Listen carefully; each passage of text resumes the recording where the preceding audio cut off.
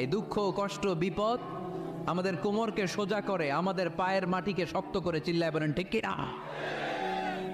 প্রতিকূল পরিবেশে কিভাবে বাঁচতে হয় এই দুঃখ কষ্ট আমাদেরকে শিখায়। এজন্য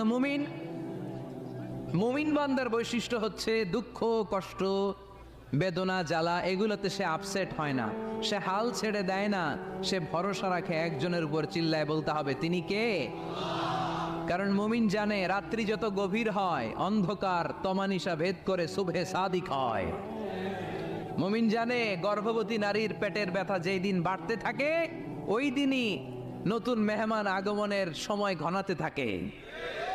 মুমিন জানে তার জীবনে দুঃখ কষ্ট বিপদ যত বাড়তে থাকে সুখের দিন কাছে আসতে থাকে। এজন্য মুমিনের হারাবার কিছু নেই।